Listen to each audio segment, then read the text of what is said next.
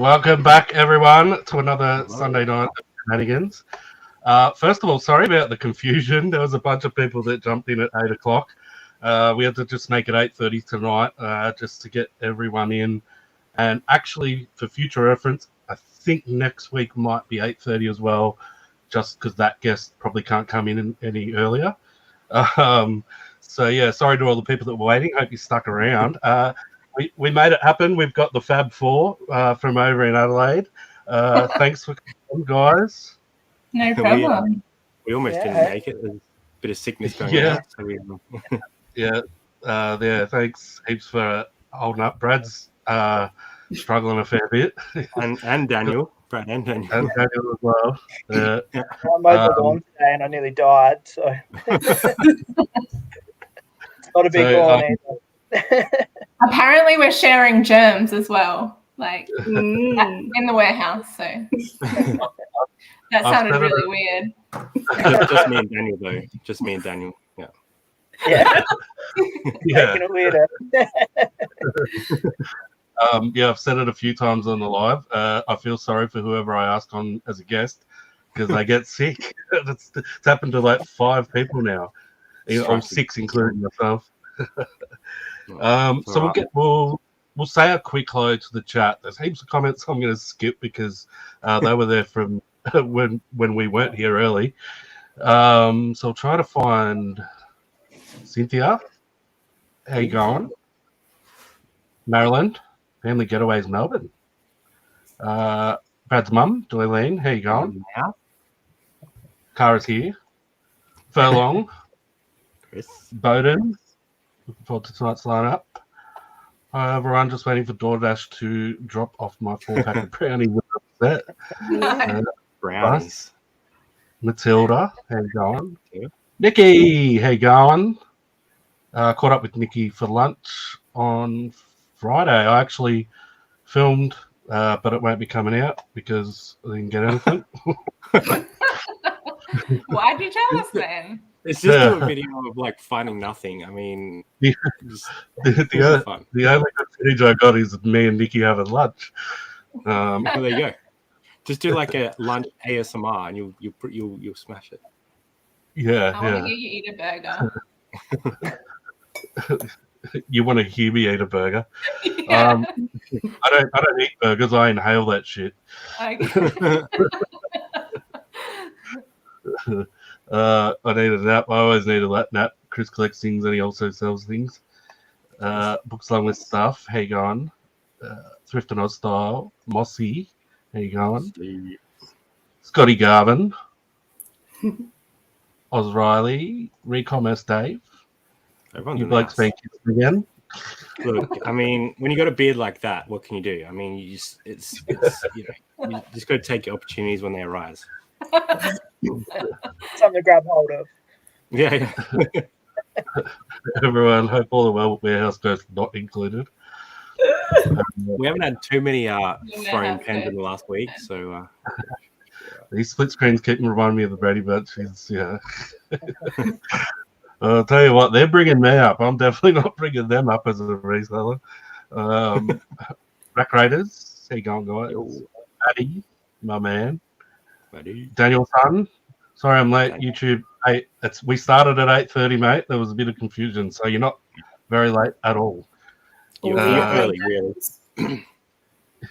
You need beard to be a good reseller. That's what I keep telling Jazz, but she hasn't produced a beard yet. So, She keeps shaving it off. Yeah. Are you saying we have whiskers? Is that what It was. I mean, yeah. All right. Well, we'll get stuck into it. We've got heaps of questions. I'm winging it. I actually don't have any questions. I'm just going to ask them off the top of my head. But Cara, did you want to give us a quick rundown of how this all came about and what you guys are doing for those people that don't really know? Yeah, I think there's been like a little bit of confusion for people who obviously follow us as to what we're actually doing. Even though we've kind of talked about it a little bit, but maybe haven't really captured exactly what we're doing. I thought that we had, but maybe not. So pretty much straightforward. We've set up a company We're called Vendor House, and I don't think we've really talked about the name a lot either. I definitely know that we haven't done that. And essentially, we all had separate eBay stores before. Daniel was sort of not doing eBay. He was selling to Brad and Jazz. He was their guy. And we've all come together as one, and we now are like a company, and we're all together, and pretty much all of our profits from eBay and potentially other avenues, selling avenues, whatever they will be, are going into one place, into a company that we've created. And how it started, it kind of was Brad and Daniel and Jazz really first, and then I sort of like started my way in and like Brad, can you give us like a little bit of like how that happened? I don't actually even really know, because me and Jazz were looking to employ someone, and I kind of said we're at Daniel's storage unit the first time we went picking at the storage unit, and I said, we're looking to employ someone. I'm trying to work out how I can employ you. And he's like, well, Daniel, you were pretty keen to leave your job at the time, and essentially from there it turned into a conversation of, well, maybe we can work out some sort of way of going to a partnership, because then I don't have to pay Daniel on top of what he's paying for the stock that he's sourcing, and Daniel doesn't have to do as much of the eBay side because his strengths lie in the sourcing side of it, and we can kind of make a big family eBay store and try and make it work for us all. So I guess that's how, from my view, it occurred. And then we rang Cara on the way back, and within about 5 minutes she was on board. So it didn't take very long to convince anybody. But I think from the start we all had similar goals, and we all want to make it work. And as we go, there's things that are popping up that we haven't discussed and adjust and fix, but I mean, we're all willing to make them work. So far it's been pretty good. It's a pretty easy question to answer for Cara, isn't it? Like, hey, do you want to come out, hang out with your mates every day and make money? Yeah, all right. Daniel, nobody really knows much about you because you're not on social media. The only thing people have really seen of you is in the background of Brad and Jazz's videos a few times. Did you want to give us a little bit of a brief on your reselling history, I guess, where you start, how you started, how long ago? So I've been doing it, it'd be almost 20 years now. I kind of started sort of right at the end of high school, as I was getting out of high school, and it came out of me trying to buy back the old Sega Master System games I had as a kid. And kind of going out looking for them, having a bit of fun. And then I kind of found out that a mate's big brother was kind of right into it. And so, kind of paired up with him, and he kind of taught me a bunch more about a bunch of other kind of retro gaming systems. And so we kind of started going out together and picking them up. And back then, kind of that was probably like 2002, 2003.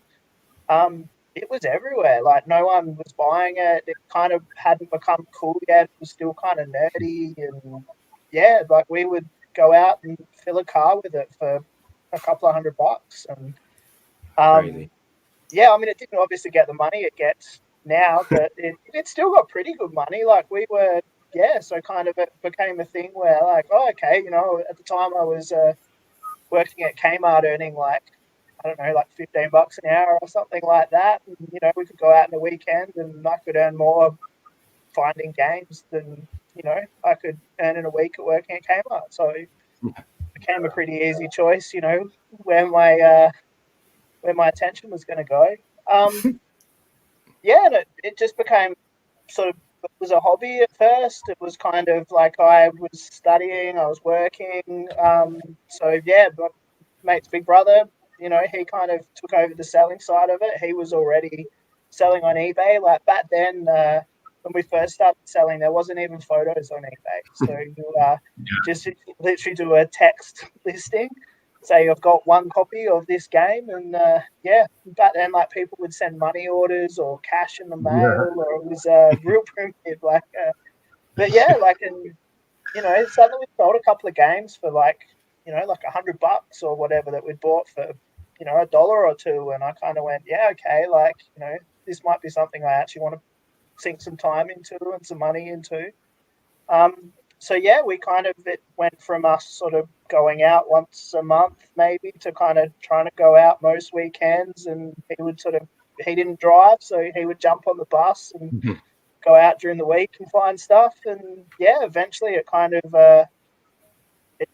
it dragged along like that for a very long time while I did a uni degree, and I worked a few different jobs, and then eventually kind of I went, I think I'm going to give this a go kind of full time. And yeah, I got myself a warehouse and a couple of helpers, and I did that for about 18 months. Then I ended up getting kind of sick and just couldn't do it. Like I just got arthritis and a few other things, and just sitting in a cold shed, trying to do that on your own just wasn't a goer. So I kind of, everything got packed up, shoved in the storage locker, and I kind of went back to just working a pretty ordinary office job where I could I was working as a consultant, so I could rock up when I wanted, leave when I wanted.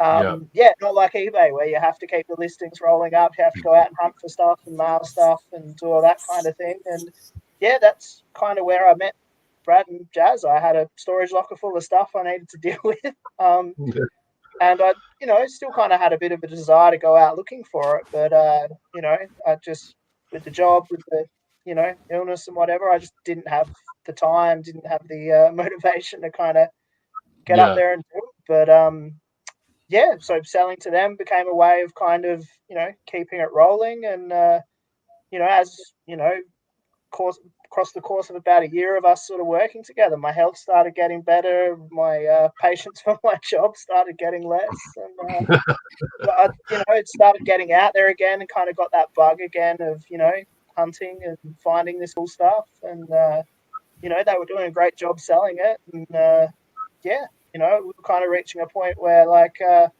I'm finding a fair bit of this stuff, and you guys are spending a fair whack of cash kind of buying it off of me. Is there, we're going to reach a point where, like, we're going to start slowing each other down with, like, you've got to lump out this huge lump sum to buy it off of me, and I've got to get this huge lump sum to go out and buy it all, just some kind of way together, work something out. And that's kind of where, it makes sense. So, did you reach out to Brad just through seeing them on YouTube, or?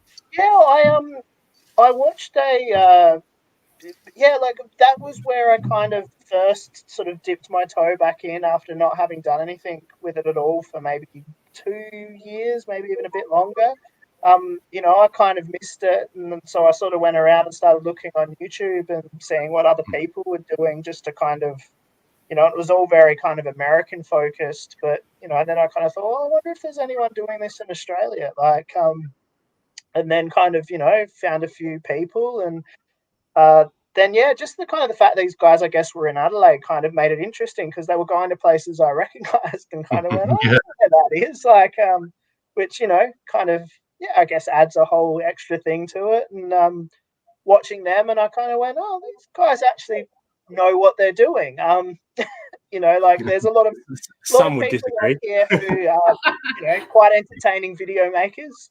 I wouldn't necessarily say the best eBayers, but where these guys, I could tell, like, the numbers they were talking and the ways they were doing things and whatever, like, okay, these guys get it, they know what they're doing. So I just kind of reached out and said, hey, I've got some stuff.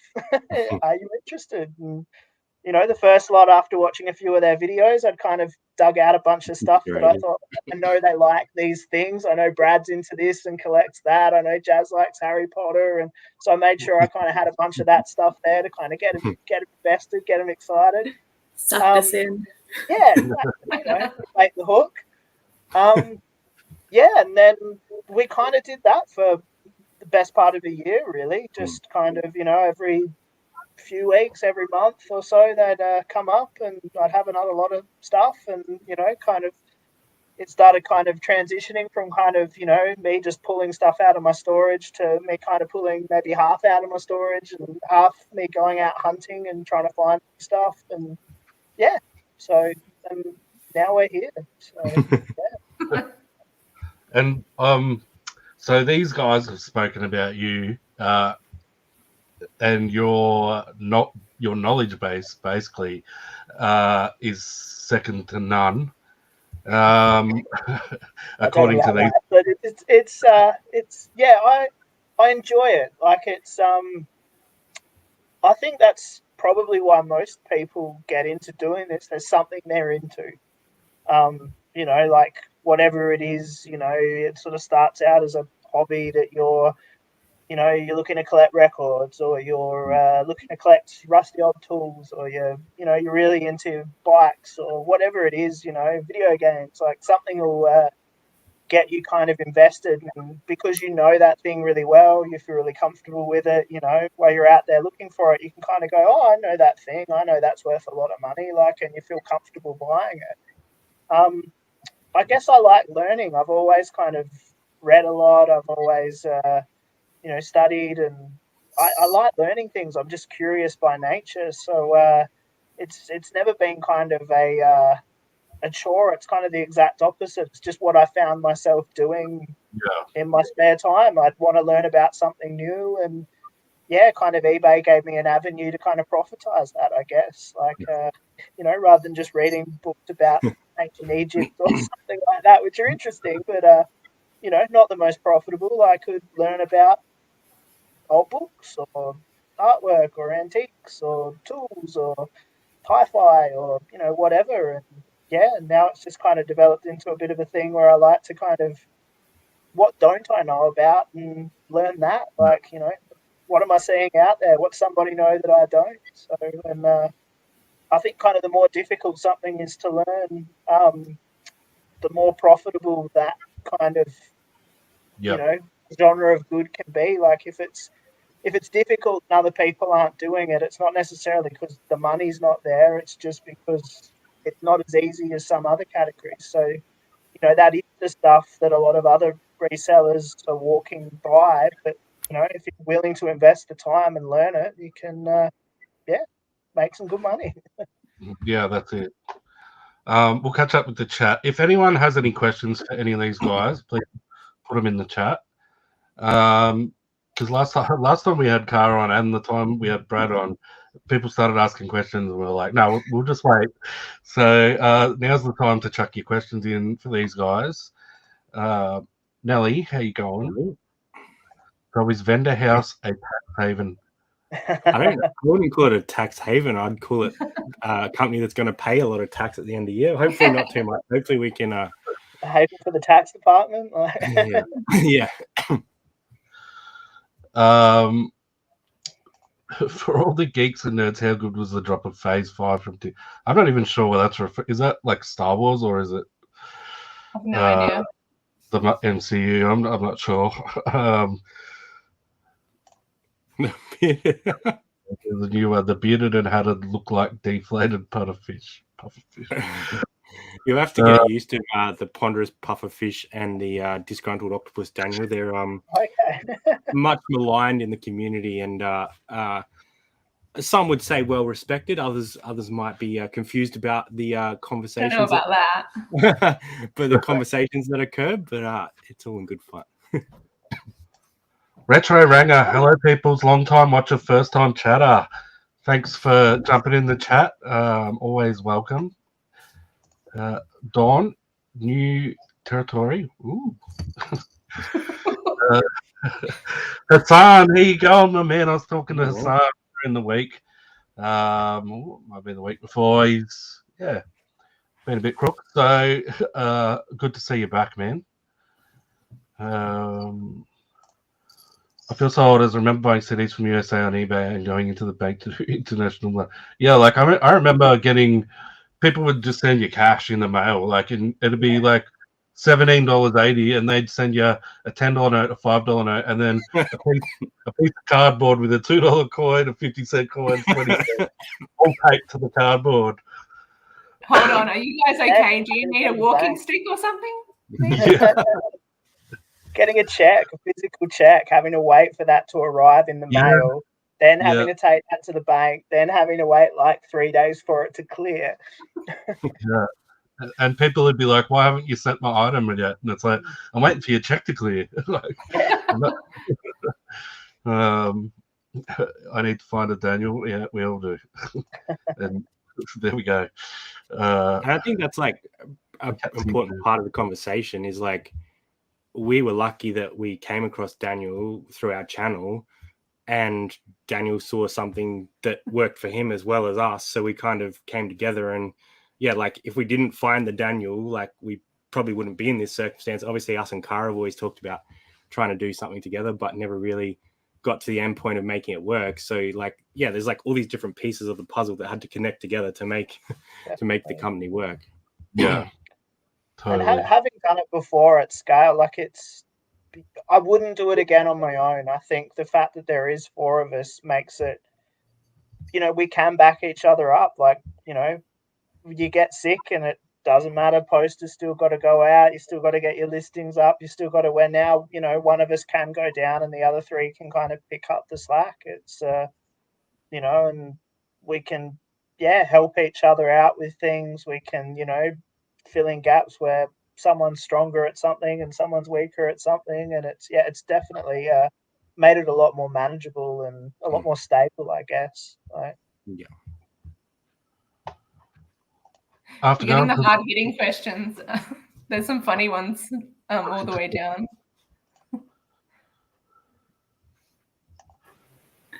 You're all getting along. That jazz person's pretty rough sometimes. I don't know. There's banter. Yeah. I think Cara and Daniel, like, I don't know. It's good. I feel like they're siblings at times because they play like little like mental challenges with each other to see who's like gonna break first. It's like just like back and forth banter, and it's quite funny to see, like, because obviously we knew Daniel reasonably well beforehand, but Cara kind of only knew him through us. So like their relationship developing over time has been quite interesting because it's very much like brother and sister. I think it's like very like tit for tat, see who's gonna crack first. I'm difficult to work with. Psychological torture. Yeah, I'm a difficult person to work with. So that's not true.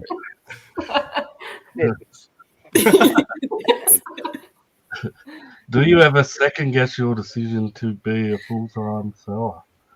Nah, I don't think most resellers. Sometimes I do. I think obviously you take on the responsibility of having to pay your own bills and stuff, but apart from that, I wouldn't change it for anything. Like the flexibility that we now have to do what we want to do when we want to do it, is you're not going to get there anywhere else. So I mean, it's pretty awesome. I don't think I've had any other job I actually look forward to going in. I'm not going to come in on Monday because I'm sick and I'm disappointed. I want to come in and do things, and it's just a completely different way of working. It's a fun job, and I definitely don't regret it. It's looking out from outside in. It does make you a little bit envious, actually, like from sort of my point of view, probably from a lot of other people's point of view, what you guys have got going, because it just looks like you're having so much fun doing it. And I think, you go. Work as well, though. Yeah, like we're putting in, quite a lot of work to make it happen, but we do try to make it fun here and there. But I mean, like we're getting in, 8:39, leaving at 5 or 6 most days, even sometimes on the weekend. And like a lot of the time we'll be doing different things around the warehouse. We're not always interacting with each other, but I mean, like we all get along pretty well. We all have a good laugh when we can, but at the end of the day, we all know that like the work is the thing that keeps us there. So without doing that, we can't keep moving. So we're all serious about doing the work as well while trying to keep it fun, I suppose. Yeah. Yeah, it does take long hours to kind of make it work. Everyone's kind of, taking stuff home with them or, doing stuff on the weekends or, it's to get home and watch. And there's Cara putting up another kind of 10 listings. She's, taking pictures of while she's been there and taken home with her. And, even Jazz, when she was away on her trip with her family, banked up a bunch of listings and was, up each morning putting them up. So it's, it is a lot of work. It's, if you start working it out on a per hour rate, it's, probably not the best job in the world. But if you, the fact that you're doing something you love doing and it's, on your terms, like it, it's a very different way of thinking about it. So, yeah. I feel like we're just sort of getting into the groove as well. So we've been trading as a company together for the past 3 weeks. So our workflow is probably not what it's going to look like in the, coming months or years or whatever. We're still just trying to figure out, how much we're listing and when we're listing it and, working with each other and things like that. Like it's all a learning curve. So I feel like I'm hoping that we're not going to be doing as many hours as we are doing now. But I mean, it has to be done at the moment, especially because we're just getting so much stuff into the warehouse as well with Daniel's stuff. And like we're seeing contacts come to us and we're getting stuff from places already and we haven't even really been sourcing properly. So it's pretty crazy. We're really lucky with that. Yeah, that's good. I think like just having a space that people know, and like we said, we haven't advertised anything, but even people that we were dealing with before are now like, oh, well, I'm getting stuff more regularly. I can fly past the warehouse. You can like literally pick it out of the back of my van and then I don't need to take it home. Like it's already creating opportunities without us even like reaching out for opportunities. So I think just having that space kind of it doesn't give you credibility, but it just kind of reminds people that you're there, like you're serious about business and like they want to deal with you because they know you're going to spend the money. They know that you're going to be there ongoing because you've got a lease. So you need to pay the bills and make it work. So I feel like that's been a big part of already why we're seeing more opportunities than we did previously. Yeah.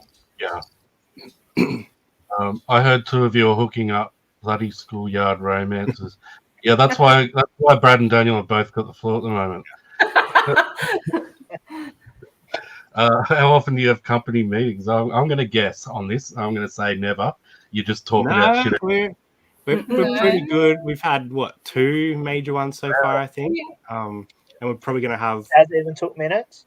Yeah, we're like proper sorted. But yeah, I think ongoing it'll be like especially early on, every couple of weeks. So we like, we know where our numbers are. We know where everything's looking and how we're trending. And if there's something that's not working for somebody or, is working really well, we can talk about it and try and either fix it or double down on the thing that is working really well. So, I mean, we're all new to this as a group. So there's going to be things that come up because we do things slightly differently. But I guess we all have that common goal at the end to make it work. So anything that does come up, like we all want to resolve it and make it work long term. We're all very prepared to have lots of meetings and uncomfortable conversations and get everything smoothed out now. There's no pretending to be happy. If there's something that's even niggling, you have to say it. That's the rule. Yeah, you're lucky I'm not involved. You'd be having meetings every fucking day then. Wayno, you forgot to do this again. Oh, yeah. Wayno, you didn't come in for 4 days last week. Oh, yeah. I'm sleeping. Oops.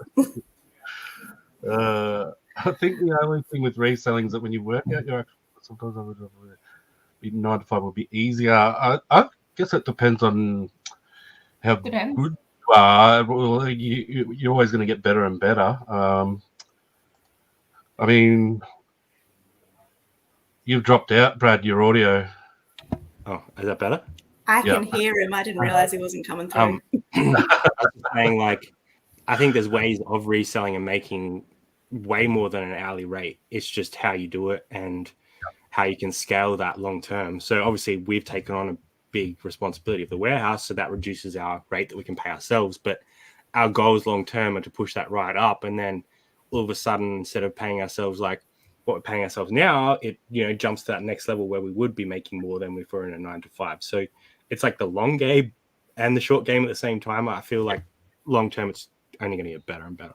Yeah, I think we're all probably making less than we were making now working individually, but we can all see the long-term kind of benefit of doing that. Like, we're setting ourselves up with the ability to, you know, hopefully earn considerably more than we were earning. So, yeah.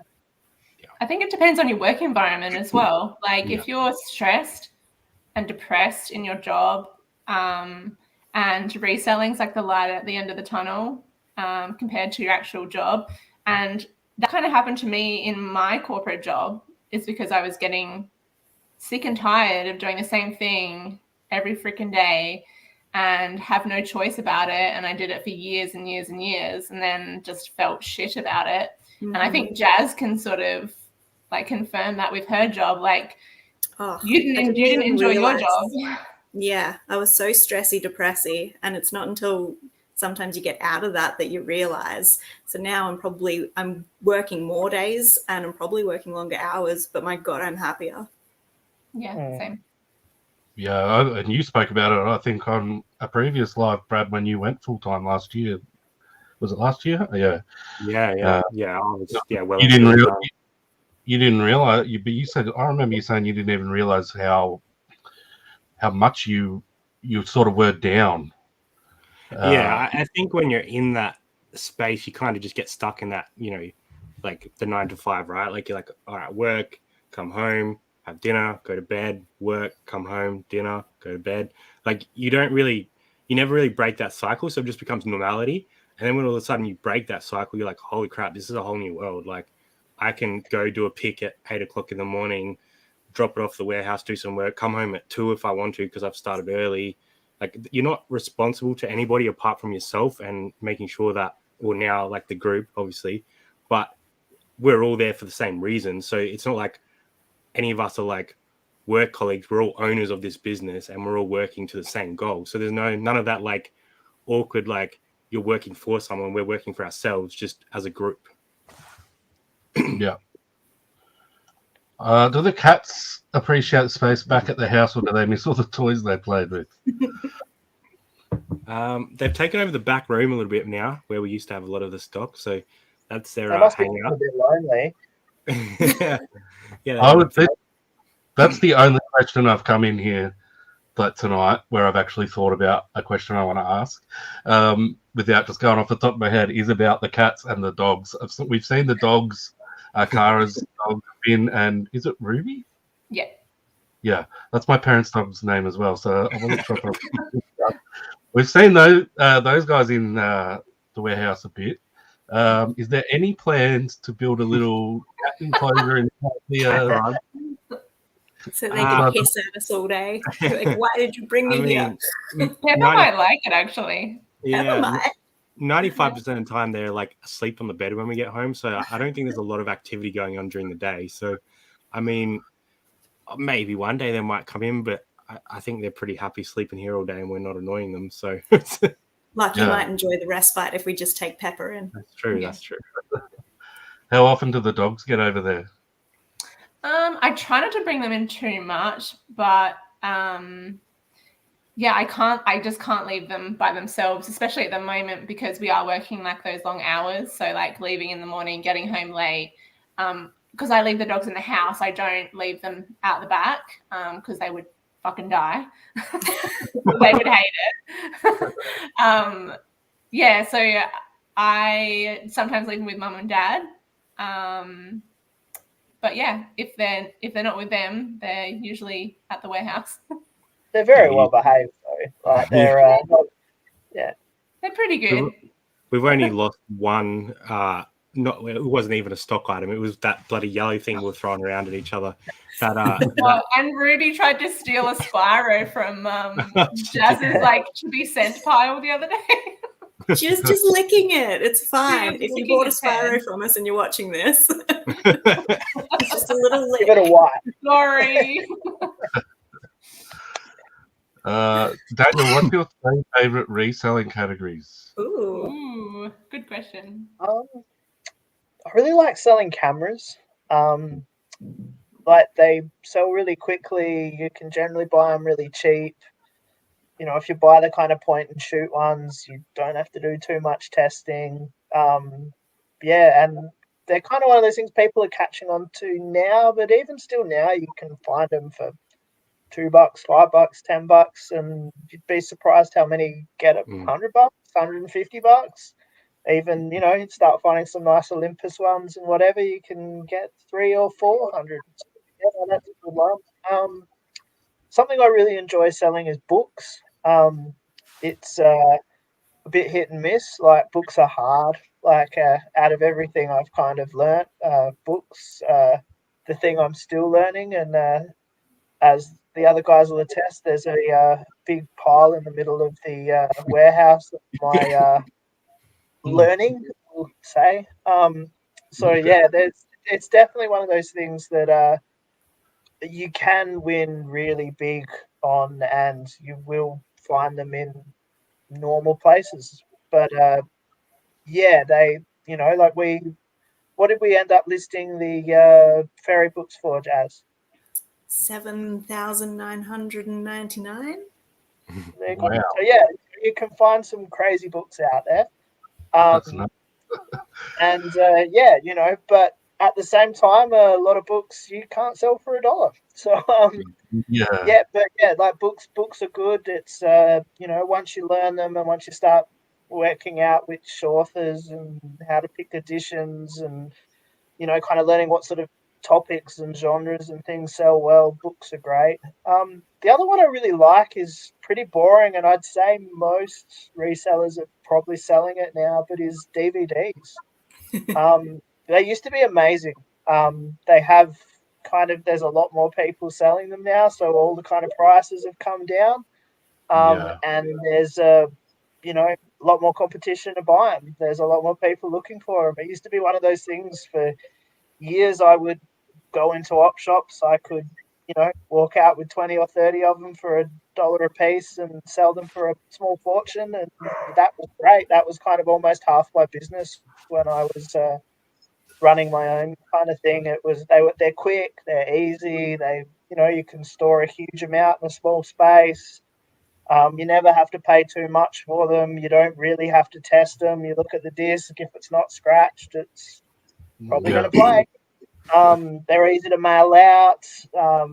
Yeah, they're just really easy.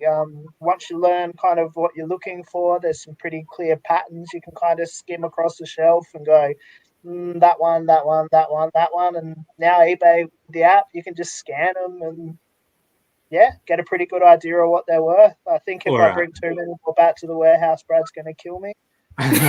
Or type him in as Wayno. Wayno's Wayno's pet hate is scanning. He's not about scanning. Well, I think it's okay to scan them to get an idea. Daniel said to get a rough idea. So yeah, but then if you find you know, if you're scanning and you find a DVD that's comping at $35, well then you probably should, you know, type it in, get correct results.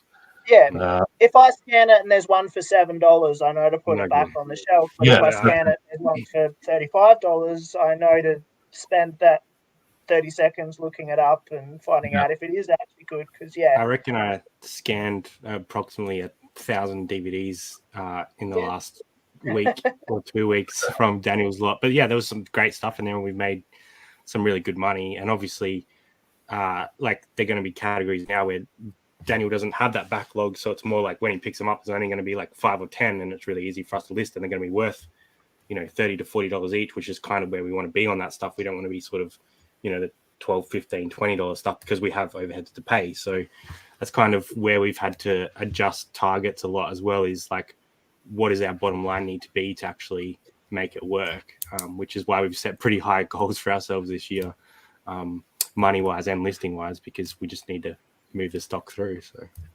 it's even thinking about every listing we do is like every item we list is another, like the opportunity cost of it, I guess. Like everything we put up is one less thing we can put up. Like, you know, every DVD we choose, all right, we're going to put that one up, is another one we haven't pulled out of the box and put that one up. So if you are putting a $12 one up, a $15 one up, you're not putting a $30 one up or a $40 one up, so, you know, we can only physically do so many in a day. And so, you know, kind of setting that kind of baseline and being okay with kind of going, yeah, all right, we're just going to get rid of these. They're not, you know, worth the time or not worth the effort, or Yeah, and I don't know. That's probably something that would allow, I think, a lot of people to kind of make more money. I guess is being okay with kind of going, yeah, I probably shouldn't have bought this. It's the And not scalability. having Right? to, Yeah. not having to chase every dollar. Like sometimes you can just go, look, I paid $2 for this. I probably shouldn't have bought it. Can I get my $2 back by chucking in a lot of 10 DVDs, or even just take it back to the op shop and buy something else? Yeah, that this is reinforce that even more now. We're trying to do 500 items a week and make a certain amount of money, and you have to pick and choose what you put the time and effort into. Totally. Do you each have a different specific job title? I wanted to say something here because I actually got a bit of hate for this in the initial video when we were doing the reveal. I called Cara the warehouse manager, and people said that I was downplaying her role, but she wanted to be overplaying her role. she guys, I named myself manager. It's okay. But essentially the way we structured the business was that myself, Daniel, and Cara were all directors of the business, so that we all had fair share in all the decisions. And Jazz is like a secretary, but still plays massive part in the business itself. The only reason we didn't put Jazz as a director was then me and Jazz would have 50% of the vote, which would be unfair for Cara and Daniel. So it just worked out that way better. And we're all managing sort of different parts of the business. Like Daniel, essentially long term, is going to be like our primary sourcer because his knowledge, and myself and Cara will be kind of those, day-to-day listing, drafting, and Jazz, like her photos are better than most I've seen, and her consistency and being able to, pick items that I wouldn't be able to find because she's got like a special system in her head where she knows where that thing was that she put yesterday. We all have parts of the business that make it a whole. So it kind of, along with our new systems of inventorying, it makes life a lot easier when we have those divisions of tasks, I think. I enjoy the title of executive shit kicker. I think at the moment as well, we're all very much just having to do what needs to be done. Yes. I think more of that kind of segmentation or whatever will probably happen over time and somewhat naturally as kind of the business grows and we kind of need someone to do a bit more of this or a bit less of that, or but at the moment, it's all very much kind of just what needs to be done is kind of what we're focusing on. Yeah, and everyone needs to be able to do everything. We all can source. We all need to be able to list. We all need to be able to ship. It's just whatever needs to be done. And then once we find the comfortable routine, we can kind of give a bit more focus to what we do best or what we enjoy the most. Yeah. When's the van build going to restart? Well, I don't know. I'm hoping in the next couple of weeks, but we just haven't had the time. We've had to devote our efforts to the business, and we've had family stuff on. I mean, we'd love to be doing it every week, but it's just not practical at the moment. I feel like once we get the warehouse a bit more sorted, we might be able to use that front space a bit more and do it on the weekend when we're not working as such. Or when the weather gets better, we can go around Cara's house and annoy her a bit more and do some work there. But it just hasn't been a priority. Can't escape us. Yeah, it We hasn't should been just a move in priority. together. It just hasn't been a priority because realistically, with the new business, it's probably pushed us back in our trajectory of time frame that we were thinking of hitting the road. Because we obviously have other people to consider now. Yeah, and we want to make sure that the business is way above where it needs to be, so that if we can hit the road at some point in time, we can bring people in to help Daniel and Cara, as well as the stuff that we'll be able to do from the road, like the finances and stuff like that. So we're kind of we'd love to be doing it, but it's just not practical right now. But it's still on the cards. Going to turn the warehouse into a nightclub? It will be when me and Jada come over. Well, there has been a few late nights, but yeah, music. Pump the music. I But, wouldn't mind a few drinks in the warehouse. Why not? Yeah, if we work some alcohol in, then we'd be getting close. We don't have a fridge yet. This is the problem. Oh, There's yeah. nowhere to put my cheese. We did find that warm bin beer, so There was so much in that bin. I'm pretty sure it's still in the warehouse. Is it still there? I don't know where it went. I think it's under a pile of shit. Probably. Kill well behind Jazz. Do you get most of your sales through making offers, bids, or buy now? Buy now and sending offers. Yeah, Yeah. no bids. We don't really do auctions. Oh, except Brad and Jazz started a Bratz auction. Didn't you Yeah. guys the other day? Yeah, we couldn't. That's a lot, James. We couldn't price the lot individually very well without spending a lot of time on investigating what was what. So we decided we'll throw caution to the wind and see what happens. Yeah. Get wild. we didn't pay very much on it, so that helps. 3 watches. I think it's going to kick off. Would be awesome to do reselling full time. Just started 6 months ago, so it's good side hustle. Yeah, and that's how most people full time resellers start, isn't it? Like you just sort of starts as a hobby, and then you build it up, and eventually you might be able to ditch those kids and work for yourself. I think It's a that's brilliant I- side hustle. Oh, sorry. It's a lot. I also don't suggest that people actually just quit their jobs and like No. resell. Yeah. Like some people, even in years' time, if you don't know your numbers properly and you're not that great at being consistent, then you might want to rethink doing reselling full time because it's a grind and you have to be really cognizant of like what you're doing day to day to make sure that you're actually getting stuff done and making money. Are you saying I should rethink being a reseller, Cara? Well, Wayno, I'm not saying it, firmly implying it, but not actually saying it. But that's the great thing about reselling, right? You can scale Yeah. up or down to whatever you need. So what we need is completely different to Wayno because we have a warehouse and 3 Yeah. or 4 people to pay, plus all the other overheads. Whereas Wayno is doing it out of his house and doesn't need to have all that money coming in to make his life work. So you can scale up or down however much you want. It's relevant to you and nobody else. Wayno doesn't use a shower. He doesn't need water. So He's saving money. He's saving money. He's smart. I'm saving, Saving the world. saving isn't the it? that's what I was trying to say. He's saving money. He eats cold pies so he doesn't use electricity. I Yeah.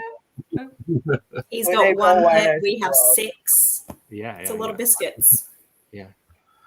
So yeah, but yeah, it does depend on your model. Like, I think because I don't have a lot of need to make I don't need to make a lot of money. It just allows Yeah. me to do whatever I want and be lazy. Like, and then it goes back to what Daniel was, you were both saying about, you can only really sell the sort of more premium DVDs or whatever. I list all the fucking $12 and $15 ones because it actually helps my model.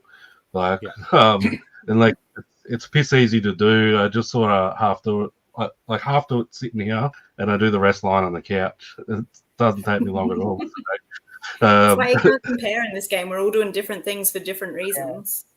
Yeah, I think that's like a big thing is like know what you want out of it, because if you're trying to like model yourself or somebody else, you're never going to do the same thing, or you're never going to be able to reach the same milestones. You might surpass them, but you're never going to be exactly the same because it's 2 different people. You have different incomes, you have different costs. It's never apples and apples. So it's like if you know what you need out of it and you can work towards that, whether that's part-time and then you finally get to that and you're like, hey, I'm making enough money if I just put an extra 4 hours in a week, which, by quitting your job, you might be able to do, then you're making the same money.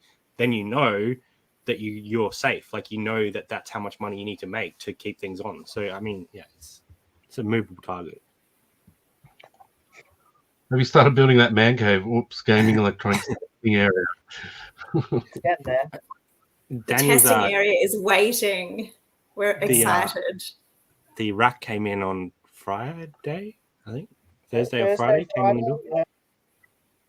And then I got the flu or whatever the hell's going on, and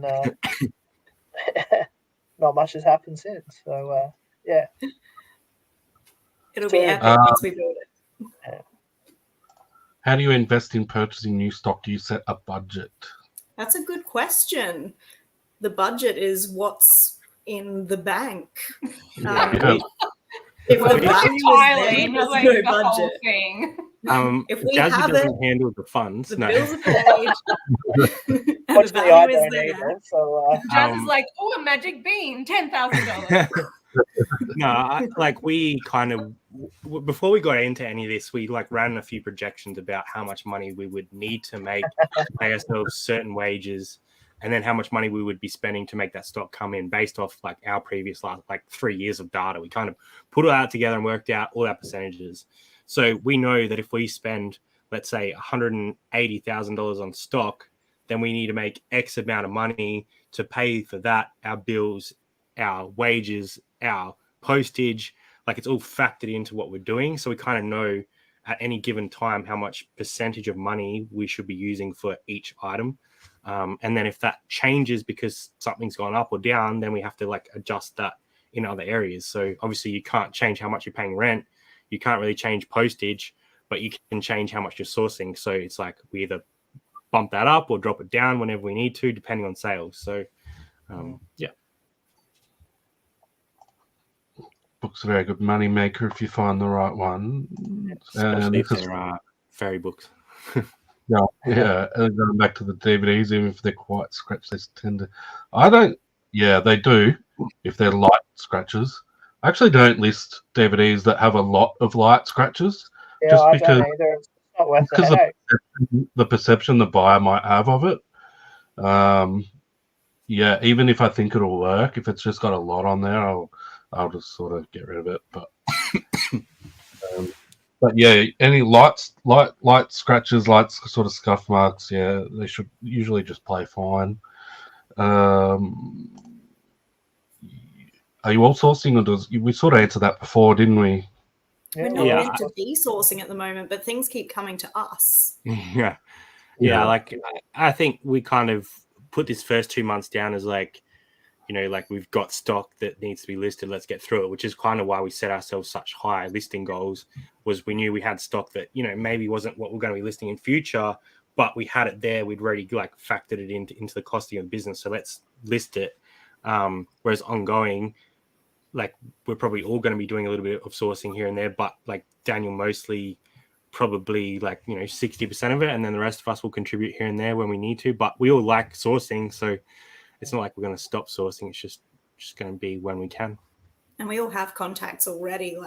Cara's got people that she sees regularly who source for her, and it's just I think spent $3,500 on clothing. So. You got a great pickup just the other day. So Brad bought off of one of their contacts an incredible kind of collection of Beatles stuff that we're Oh wow. They're still picking through and kind of, drooling a bit. And so, good stuff.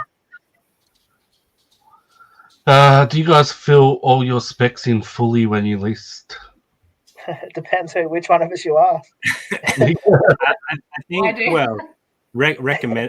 required, definitely. Recommended most of the time. And then if there's other ones there that aren't recommended, then I won't do them because I find a lot of them aren't relative or relevant, but I definitely do all the required and the recommended. So it's also category dependent. Yeah. And item dependent. How much is it worth? What is it? How saleable is it? There's certain things that probably almost doesn't matter how poorly you list it, it's going to sell. And there's other things where these things sell, maybe one's going to sell on eBay each month. So you want to do everything you can to make sure it's yours. Yeah. No, I mean, with DVDs, I don't put fuck all in. I just don't think the categories are important. I don't do it because I'm lazy. I put you have to put the movie title in, which I think is really dumb because that's in the title, always in the title. You have to do that in the specifics. I think the genre you have to do. I think, and I just add the rating because I just got a feeling one day they're going to fucking add that as a required. Yeah. I do region as well, just because like we've got a big region. one. Yeah, regions required. Genres, I don't think genres required. I'm not sure, but I just put in the genre and the rating pretty much, apart from the region and the movie title, which are required. And I just have all my templates set up so that I barely even have to touch any of them. Nice. Negative purchases, sell it for a loss and get the conversion rate up. As long as it isn't every day and every sale, it's still a conversion and boosts the algorithm. Well, I mean, I was talking to Chris about this yesterday or a couple of days, I don't know when. I wouldn't say they're negative purchases, but like when I get DVDs in bulk lots, like I sell all the $10 ones, and there's not a lot of profit in it. It's like $4, $5 profit per one. A lot of them don't sell, but they're quick to list and all that. And I just think when the more you sell, the better eBay likes you, and pushes your store. And I think there's other reasons as well. I've had a lot of repeat buys. I'm listing a lot of Westerns at the moment, and I've noticed that they tend to buy one expensive one and 3 cheap ones, and it brings the price of the expensive one down in their head, if they do it that way. But yeah, I don't know. The more touch points you have for people to find you in your store. Like Wayno said, people buy, if you've got a Western up, people are maybe going to buy 2 or 3 or 4 of them off of you. Yeah. So, the more things you have up, the easier it's going to be for someone to stumble across you and have a look at what else you've got. Yeah, and I've got several repeat buyers at the moment because I'm listing a lot of stuff that's very similar. And every few days they're coming to me and buying 3 or 4 DVDs. And quite often they're the cheaper ones. So I think I don't know if they would be doing that with me if I wasn't listing those. I'm not really sure if that's exactly what you meant, Star Reseller. I don't think it is. I think you're talking about actually purchasing those items too. Purely from a sourcing point of view, be willing to make mistakes. I think probably the best thing I ever did was get out of the mentality that everything I buy has to make money. Like there's that kind of thing where you don't want to have the losses or put the bad numbers up on the scoreboard or however you want to look at it. But, being willing to kind of take a few risks and buy some bad things. And, particularly if you've already gone out and you found a couple of good items and you kind of know you've got a bit of profit to play with, be willing to try buying something that maybe you wouldn't normally, or buy, take a chance on something. And that's kind of how you learn things. And, as long as you're not doing too much of that or spending too much money, being willing to kind of go, all right, I bought 10 things today and 2 of them were bad, but the 8 I did buy are, going to cover them 10 times over. And there was 2 or 3 things in there that if I was entirely playing it safe, I wouldn't have bought. I mean, some of the best pickups I've kind of ever had is something I bought on a kind of, a gut feeling, an instinct, a kind of, it looks kind of like something, It's an educated guess though as well. Like it's not like you have no information blind. You're like, you kind of know that you've seen something like that before and it sold well, and you might not be able to find comps straight away because it's unique. Yeah, but by that artist. Signs of quality. Exactly. Yeah, the more you do it, the more you kind of learn those little things. But yeah, I guess, being willing to make those mistakes is kind of what will get you there. Don't make more mistakes than you can afford to make. But any education you get cost you money. If you want a good example, go back and watch my earlier videos because I picked up heaps of shit that was crap. Because I pretty much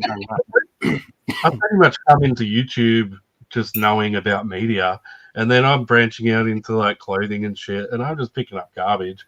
Not garbage, but it's just stuff that's not worth much and you probably shouldn't get. And I probably got suckered into, because I was making a video, I got suckered into buying something just because I needed to have something in the video or whatever. But I don't do that anymore, which you'll see that my videos are a lot shorter now because I'm not picking up. I think that's a really important point you just said there, Wayne. Like, as YouTubers, I think a lot of people start going in a direction that's good for the viewer, right? Because they want people to enjoy the video. But I think as resellers, we also have, and reselling YouTubers, we have almost like a responsibility to be showing the good and the bad, and trying not to like position ourselves as like, oh, I bought this, I don't know, this here, and it's going to sell for $500 when it's only going to sell for $3. Like, I think it's really important that as reselling YouTubers, we don't buy things for the sake of the video, because then new resellers will buy it and potentially lose money, because like without even trying, you're influencing somebody by them watching your video. And I think that's lost occasionally through some of the YouTube videos, is like, oh, it's a really good thumbnail or it's a really good story, so I'm going to sell it as like, this is what I'm doing, but realistically this is not going to make me any money. So if you're watching it, I'm kind of telling you the wrong thing and potentially costing you lots of money by showing it. Yeah, exactly. Yeah. I mean, to further that point, Brad, like that is one of the reasons when I was looking through all the different people I found on YouTube that I kind of landed on you guys as like, hey, these guys seem worth contacting. I could clearly see by the numbers you were talking, you weren't inflating things. You weren't like, you know, the amount of people on here that buy things for 20 and then say they're going to sell it for 35. And I think, really? That's not good numbers. Like, if you do a lot of that, you're going to work really hard and spend a lot of money and not make very much. But, you know, you guys were consistently buying, you know, things for the right numbers and selling them for the right numbers. And the numbers you were quoting, if anything, felt low. You weren't trying to over, you know, represent things. You weren't trying to say either, oh, we found all this stuff for $1. You were saying, you know, we paid $8 for this, we paid $12 for this, you know, like you guys do give a very fair representation. And it's I think it's probably important to kind of understand that if you are going to do this, you know, like it's like any other business. It's not free money. There's not, you know, like you can buy something for $1 and sell it for 50, and that sounds amazing. But if you factor in all the costs in doing that, and then the fact that there's not too many things you buy for $1 and sell for 50, the vast majority, you know, you're buying for 10 or 15 and selling for, you know, 40 or 50, and, you know, start taking the money out of that's the eBay takes and the tax department takes, and depending on your overheads, you know.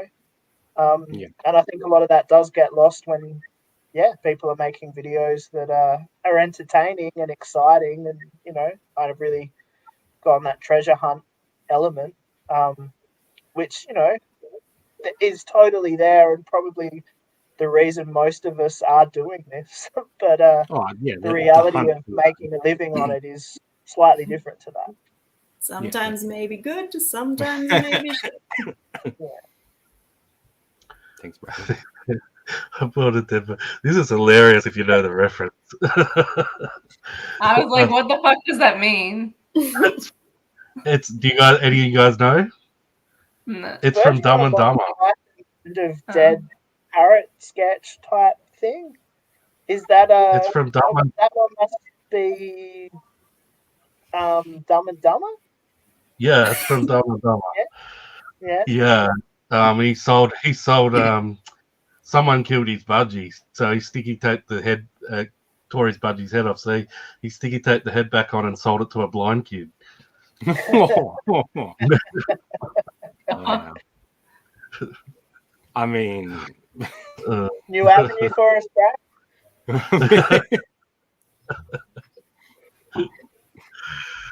I've lost what I'm up to now. Do you have moved to a warehouse environment? You are more focused on the business activities and your time management is better? I think naturally when you have a better / bigger space, you can set things up better and more efficient. So by having kind of places where we do things like shipping, photos and storage, that naturally creates a better flow. So even without really trying to do more, you're naturally doing more because you're saving time. And then because we have this like overhead now, it's kind of like, well, you know, instead of stopping at like 50 a day, we might push to like 90 a day because we're like, well, let's make sure we put enough in that we can pay our bills. So I think it definitely motivates you because you know you have to pay that bill at the end of every month. But it also provides you with a space that is much more efficient and manageable to scale. I think what Dave's referring to there is you're sort of 9 to 5 now at the warehouse. So it gets to 3 o'clock at the warehouse, and you going, oh shit, I gotta get this done before I go home at 6 or whatever. Like, No, usually one of us just get grumpy though. Yeah, there does seem to be a bit of a 3 o'clock kind of thing where somebody throws a little bit of a tantrum. 100%. Brad definitely is like around 3 o'clock. That's when I'm listing DVDs and cassettes all day, and I'm like, "Fuck this! Like, I'm done. Like, I want to do something else now." He starts using people's full names, and it's Jasmine, Daniel, and you're like, "Whoa!" I've just got Cara. You can't like really. You could call me Cara if you wanted to. But... I think for me, one of the really nice things is eBay. I mean, and it's still not something we can pick up and put down. Like it is something that follows you home, and especially for the other guys, they're actively managing their stores and replying to customers, and I do a bit less of that. I'm going to start up we're going to start up a third store soon, and I'll probably have to take all that on, so that'll be good fun. But it is nice having the warehouse to go to and then leave, and it kind of allows you to sort of step in and out of that headspace of like, I'm at work, I'm not at work. Where for most people, and for Brad and Jazz, for Cara, for myself, up until recently, it's a business you run from home, and so you're never kind of not at work. Like you're always, eBay and your life kind of blend into each other, and kind of, you're never really not working. You're always kind of looking at your phone, seeing if something's sold, or, looking at a death pile sitting in the corner thinking, I really should be listing that, or, thinking, oh God, I've got, I've sold 10 things, fantastic, but I've got to get all them ready and post them out tomorrow. And it's kind of nice to know that's at the warehouse, and you can leave the warehouse and you can come back tomorrow and do it then. It does just give you that ability to check in and out a little bit, which has been nice. Well, even me and Jazz said that recently. We're like, it's good. Like, yeah, we're never fully off, but we're definitely a lot less involved with the store than we were previously in terms of after hours. Like, there was very blurred lines between like when we would stop listing and doing things and shipping, whereas now it's like, well, we're in the warehouse from here to here, it gets done within here to here. All the little bits and pieces can be done outside hours, but realistically 95% of the work's done in the warehouse, so there's less of that like blurred home work life. Now it's kind of more like, we go to work, we focus in really hard, we get everything done we need to do, and if we've done that, then we can leave at 4 and go check out an op shop, or go home early and chill out for a little bit instead of coming home and then doing extra work and extra bits and pieces. And I think we'll get better at that as well as the warehouse gets smoother in its processes. We'll not be working such crazy hours and stuff, I think. Yeah, the place is still a mess at the moment. We're still, setting things up and getting things organized and working out processes. And once it's all kind of running a bit smoother, I think we will, be more efficient and be able to, even more so step away from it. And, It's early days. It is. How long do you hold on to old listed items? Do you mark them down? It's probably something we haven't really discussed as a group. We are sort of working towards obviously high turnover sell through, because when we're at home, we do price on the higher end because we feel like the quality of our listings kind of warrant that, and we've kind of proved that over time. But we definitely have room to drop it down and get that sell through up. So we haven't really had to focus on that in the past because we didn't have overheads to pay. So if something sat there a little bit longer, then it probably could have. It wasn't a big deal. Whereas now we're like, all right, we've got all this stock. We don't have a lack of stock. So we could probably start pushing through things a bit quicker. And we are like implementing some ideas that Daniel's starting to put into place with inventory management, so that like we can kind of tell when things are being received and how long they've sat outside of eBay. So we don't have to kind of rely on some of eBay's reporting, which some of it's great, some of it isn't. But ideally, you want to be turning your stock pretty quickly. Some stuff's going to sit longer than others, but I think it's that balance. And I think we'll have stuff that goes really quick, and then we'll have stuff that does sit, but finding that right buyer. Like the books, when they do sell, that's going to be probably a $7,000 sale.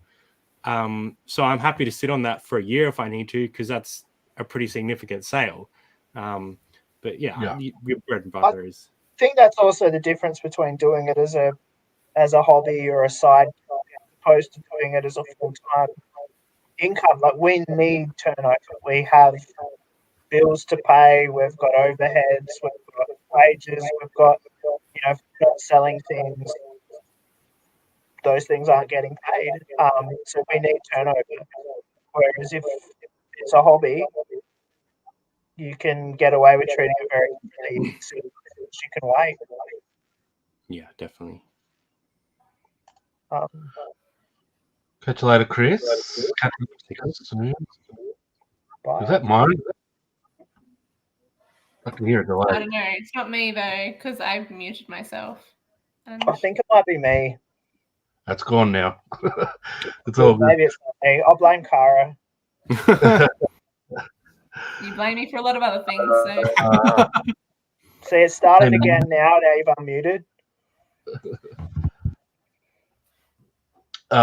Is there a chance of VB on tap in the warehouse before October? Asking for a friend. No chance. Jared, I have some of your VBs in the cupboard so I can refrigerate them. Before October. Any chance of starting your own YouTube channel, Daniel? Daniel and the Thrifters? Probably not. It's really difficult to find the time. Yeah. He doesn't even have social media, so I probably won't be starting YouTube up. I like flying under the radar. Do you spend a lot of time researching? Well, Daniel talked about that before. I mean, we all do, don't we? Really, like as resellers, you kind of have to, don't you? Every time you're comping something, you're researching it, basically, aren't you? And I like to take a bit longer on things when I don't know. And, like you were talking about, Wayno, with a bad buy, you bought a piece of clothing and you're like, oh, this is shit. I shouldn't have bought this. I try and work out why. Like, why is this piece shit, but that piece isn't? Like, what's the difference between the thing I bought that I thought was good versus the thing that's actually good? And, you can kind of, okay, you're not going to get any profit out of it, but at least you can get a bit of education out of it and know next time, all right, I won't buy that, but I will buy this. So I don't know, like, I enjoy the research side of it. I like learning about this stuff. I'm interested in it. And a lot of what we sell, is stuff we're into. Like, Cara sells clothes and vintage things. That's what she likes, Brad sells video games and, vintage toys and things he loves, and Wayno's doing all the movies and media, and we all do stuff outside of that as well, but kind of just there's a natural thing towards those things you like, and it's really, I don't know, is it research or is it kind of just indulging a passion, a hobby? It's nice to be able to monetize a hobby, an interest, I think. So I think when you're listing as well, like maybe you research before you buy something. Like usually if I were to put money towards something, not always, depends on the situation, I would maybe research that item before I bought it, just really quickly, just do some comps. But I think to get the most out of an item, and I suppose, for example, at the moment with Daniel's stuff, I'm listing a lot of Daniel's vintage bits and antiques, and while I do have a bit of knowledge in that area, I am having to just like look up, like, okay, what is the pattern of this item, and then am I looking at Google, am I looking back on eBay, am I just looking at comps to do this listing, where I suppose it's research, but still it's just like to create the best listing possible to get those buyers to look at that listing. And already you've bought like out of some of those listings you've done, I know you've already gone out when you've been out op shopping and you've found some stuff that you've bought that we've listed that you wouldn't have bought previously. Yeah, I suppose I was pretty one-minded before we started doing, like, obviously I love vintage and I like it for myself, but I wasn't listing a lot of vintage stuff. I sort of just stopped doing that over the last year or so. But it's been nice to be able to do something a bit different and like learn some new stuff from Daniel. And yeah, go out and see the things that I just wasn't looking at before. Like it just sort of, your eyes open a little bit more. Like once someone tells you something about something and then you see that thing, and then, yeah, you can put a little bit of research into that yourself. And it's nice to have everyone together so that we are just sharing our knowledge with each other all the time. 100%. Yeah. Where was I up to? I'll be listening to some Western DVDs this week too, so your sales might be a bit. Well, I got quite a few, so there's plenty to go around. My fellow metalhead. Surely we can both make that. Actually, I got an interesting one. I was listening to Westerns the other day. Jesse James, very, very sort of famous old bloke, Western dude. So there's so many Jesse James movies, different names, such and such Jesse James, such and such Jesse James. Can't remember which one this was, but I comped it and there was none on eBay anywhere. And I'm like, what? This looks like a really common DVD. Like, Jesse James was spelt in the title of the movie with an I. Jesse James isn't spelt with an I. So I searched the title. So I searched it originally with the I, and it came up with 0 results. I searched it without the I, and it came up with 54. 54 people have spelt it wrong. Oh, they've spelt it right for search. Yeah, well, they've the actual title on the cover is with the I, and not one of the sellers put it with the I. Yeah. You think that eBay would do the old did you mean? They're so bad at like trying to understand what you're searching. Yep. Guys, be back in just a minute. Sorry. You're right. You're right. We'll try and get through. We haven't got many left. So I've been a bit behind. Will you be merging your eBay stores or keep them separate for specific genre? We kind of decided early on that we would keep all the stores running because they all have good history. They have good customer bases. They built up a reputation over time. So for us to go back to like one store didn't really make sense. And Cara's got buyers that we don't have, and we have buyers she doesn't have.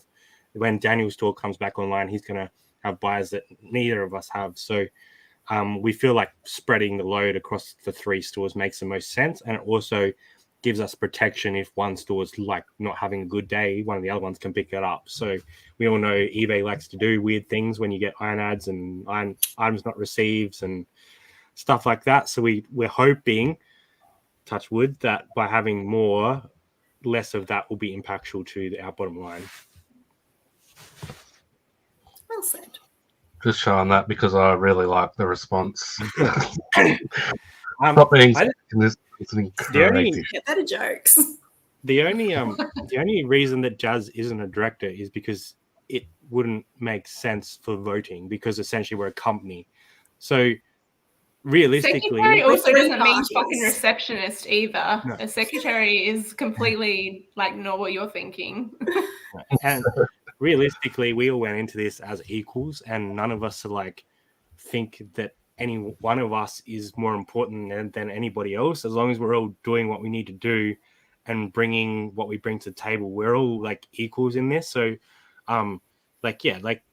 there's titles, but they don't mean anything. Like, there's no like CEO of Vendor House. Like, we're all just 4 people trying to make something work that not many other people have done. Like, I haven't really seen this done in this community before in the scale that we're looking at doing it. So of course things are going to be a little bit weird and like uncomfortable when we're trying to work stuff out, but realistically, we're gonna make it work, and we're gonna take you guys along with us along the way through our socials and stuff like this. Like, and you'll be able to see it work. So, like, And we'll get better at the socials when we're not working our butts off trying to get it up and running. We'll be far more interactive, I think. Yeah.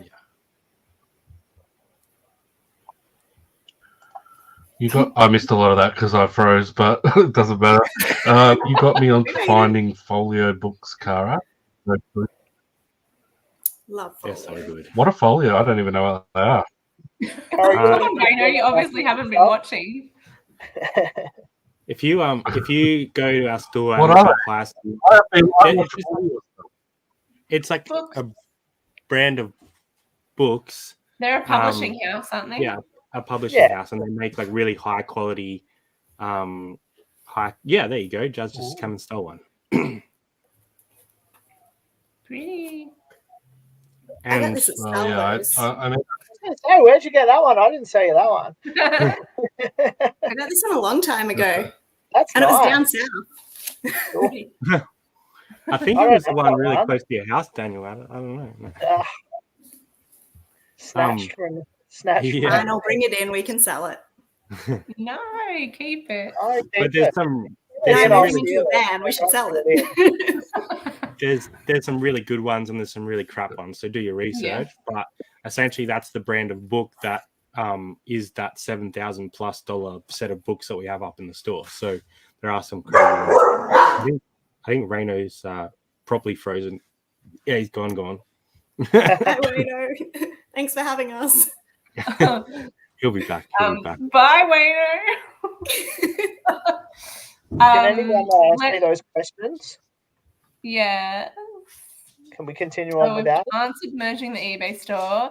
How often do you touch your listings, i.e. title, photos, price? That's actually a good question because we've actually talked about this in the past. Like how much you're actually going back to touching an item or your listing. Hello. Maybe we can talk through that really quickly. And then, I think that's sort of we've the talked last about whether to photo first or whether to draft the listing first. And we've done it differently because Brad and I have always like done the divide and conquer. So Brad's touching it once and then I go take the photos and then I'm opening the listing again to put the pictures in and list it. It's like, is there a more efficient way? But I think that with multiple people working on it, it's less impactful. Yeah. I sometimes, like before I was touching it definitely more. Like I would take the pictures beforehand and then, maybe I would do the drafting, then maybe I would do my measurements. It would just depend on like what I was doing. If I wanted to sit on the couch or something like that, then I would definitely take my pictures beforehand. But now I definitely feel like it's a little bit more hands off, like we're just doing, a few times rather than many.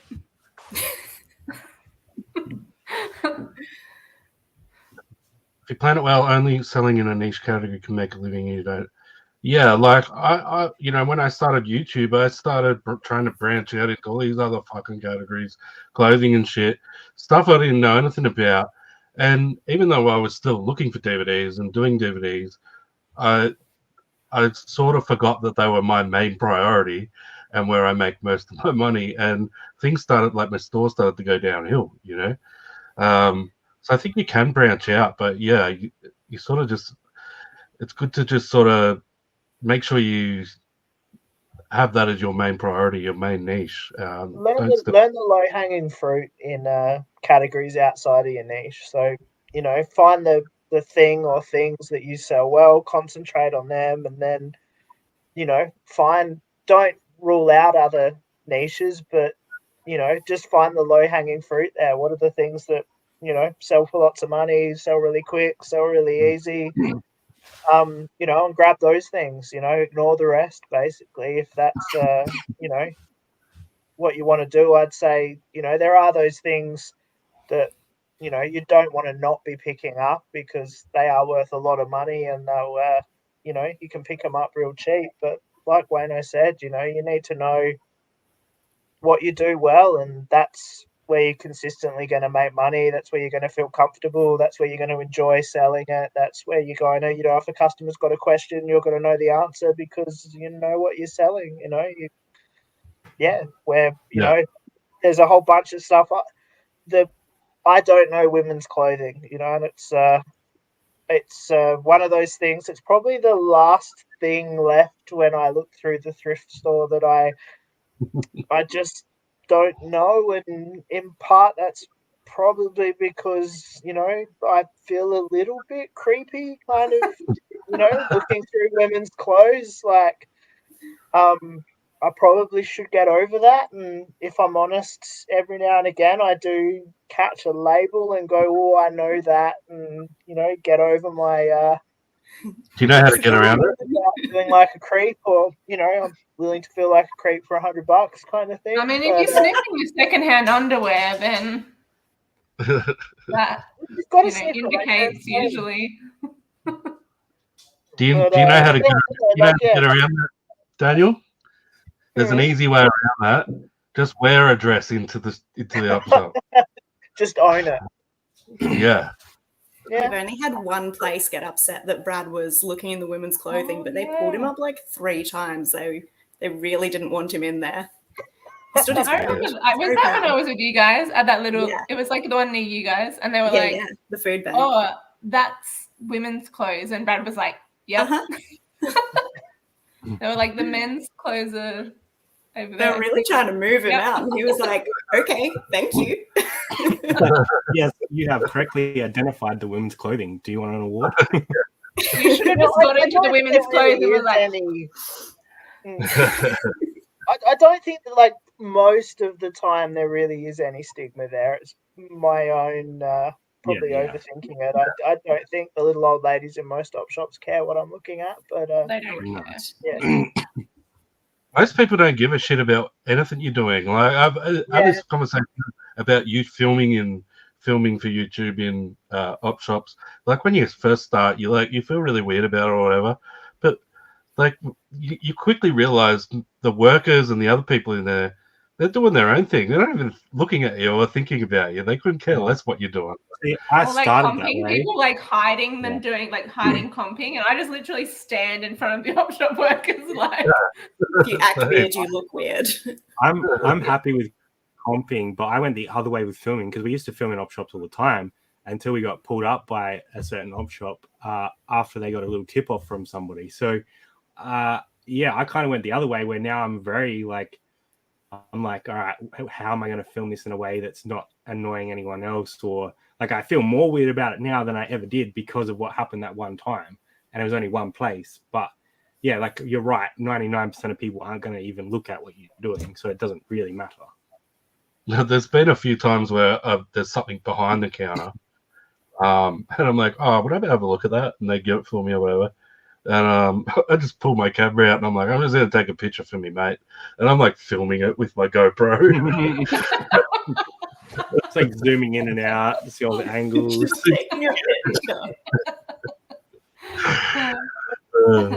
Even just from a comping point of view, I used to feel really awkward about that. And I think, is it weird that even if I wasn't buying it to resell it, is it weird that I would look it up and want to see what do these things sell for? Is this a good price? If I can buy this thing online for half the money, I'd buy it online for half the money. I wouldn't buy it here at the op shop. So, yes, okay, I'm looking it up and go, hey, can I buy this thing for $4 and sell it for a lot of money? But it's also not a weird thing that I'm looking it up and, or that I might be looking it up on Google to see how old is it or what model it is or are all the accessories here or, I used to be really conscious that, they're going to know what I'm doing and they're not going to like it. And now I kind of think, well, there's, 10 good reasons why I might be looking this thing up on my phone. And this I actually had to write down. I have a note on my phone of all the Blu-rays that I've got in the collection, so that when I go not for op shops, but when I go into JB Hi-Fi, I was like, because I can't remember which ones I've already got. So, I mean, there's probably a lot of people like that as well, like that have notes on their phone and things like that. What was that? What was that brand of Blu-rays you're collecting? We were trying to tell Daniel the we other were day, but I talking couldn't about that think the of other it. day. Imprint. I don't know if I know that one. Can you show me one? Hang on.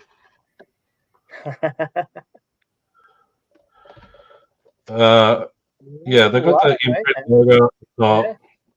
They're numbered. They've got a slipcase. It's collectible. Like the Criterion ones. Sorry? They're a bit like the Criterion collection. Yeah, sort of. I mean, it's only collectible because it's got a cardboard slip around it. Like, you can buy a standard version of it, like for $25 or whatever they charge for the standard version.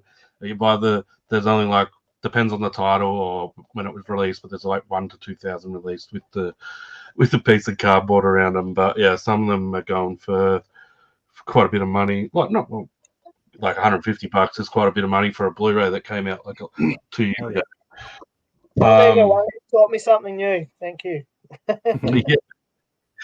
Yeah. But yeah, I mean, whoever these guys are, Imprint, they're geniuses because I mean, there's a lot of good movies they're releasing, but they're releasing some old movies that no one gave a fuck about, and they're getting people to pay $30 a piece for them. Absolute geniuses. Desktop or phone to list? I just can't see how you. It's a controversial subject, even in our little warehouse, because me and Dad have a pretty much full phone, and Cara and Daniel are like pretty much full laptops. So it's just what works for you. You get used to a system that works. I feel like for us, because we take photos on our phones, like it's just really easy for us to like select which photos they are, dump them in. You don't have to do anything else. And when we draft, like it's all there. We've got templates saved in our phones where we can drop them across, and we don't need to do a lot. But then again, on the computer, you have templates set up as well. So it's just like whatever you get used to, really, I think. And I mean, if you're more comfortable with a phone, you're more comfortable with a phone. It's like neither here or there. I think a phone thing like is probably faster. I got used to listing kind of a lot more expensive items, and I'd take lots of photos, and I'd spend lots of time researching, and I'd want lots of comps, so I sat there with 2 monitors, and I'd have, I'd be looking at, have a comp up here that I'd be copying things out of, and I'd have another window open where I was researching things and, dates, and, I'd have my photos and drag them in. And so I've kind of got used to listing like that, where it's, if you're listing normal things, I think Brad and Jazz probably have it down, where listing with the phone is a lot quicker and streamlines the process. But that said, Cara seems to whack a fair few out from her laptop, so I guess it is just a case of what feels comfortable. Muscle memory. Yep.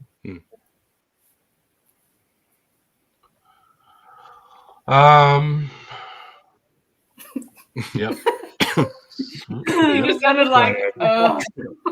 What's going on? He's done, guys.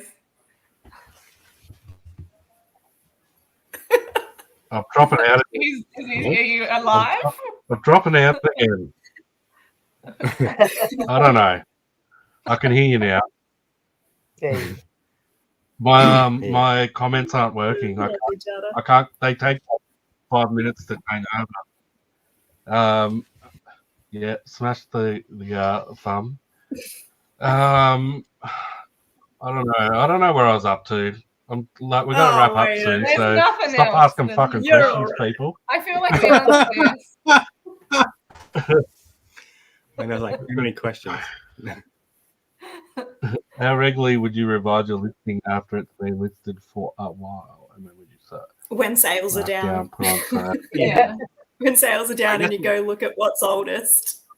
Yeah, I guess we've been focusing on getting stock up at the moment. That's probably like stage 2/3 is like starting to work on the back end of the stuff. We actually cleared out quite a bit of our stuff when we moved our stuff over. So we did get rid of a lot of that stuff that was either dead or just not as quick sale as we would like it to be.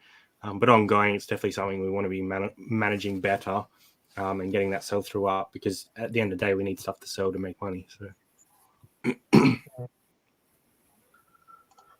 It's worse here in Tasmania. The op shop ladies refer to any resellers as dealers here, so it always sounds sus when if you're ask you for a dealer. I hate that word, dealer. Me too. It's funny. I think though, within those people that are doing it, it's like the old people that past generation, like the guys who were selling the antiques and doing it kind of pre-internet. Like calling someone a dealer means they're kind of legit. They've made the part. Like, I think it's when kind of now it's not really something you want to be called. I think kind of in their world it's the benchmark. I remember Cream of the not crop. too long ago the first time getting introduced to a bunch of all those old guys standing around at a car boot sale, having already cleaned the place out of anything worth buying, and being brought into the circle. This is Daniel, he's a dealer, and kind of thinking, I've been elevated to that level now. So yeah, but I definitely I get the it's got a lot of negative connotations, unfortunately, in our community. Yeah. All right. Well, we might wrap up because I think I don't know. I don't know what's going on with Jazz and Cara. They've got their own. They've got their own little secret laugh. I've frozen again. Cara's had to mute herself because she's got the giggles. Nice. I'm not in on the joke. I'm just a jovial person. I don't know what Cara's laughing at. Oh, my husband is fine. No! I thought you wouldn't hear it. Oh, he's gone again. He's out. He's done with We his can't job. even leave until he gets back because we can't press a button. So we're stuck here for another 5 minutes. Oh, hilarious. No stuff is overpriced. And there goes Cara. We're down to 3. Oh, Wayno's back. I'll just keep. All right, I'm everyone good. get on the screen at once to say goodnight. Let's go. My husband's fine, yeah,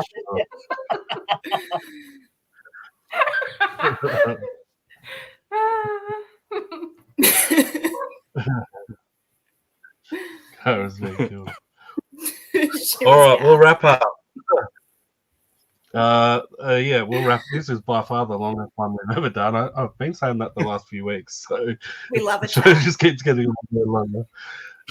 Thanks, guys, for coming on and answering everyone's questions, especially while you're sick, because that sucks. It was awesome to get you all on together and find out what's been going on. So thanks for coming on. Thanks, Thanks for Wayno. Thank you. It's good to just discuss all the craziness that goes on in the warehouse.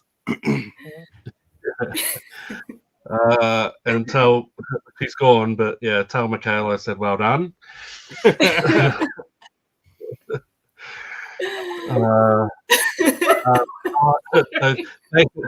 Thanks everyone for watching. We'll go now. Let Cara catch up with herself. And we'll see everybody next week. Bye. See ya. Bye. So,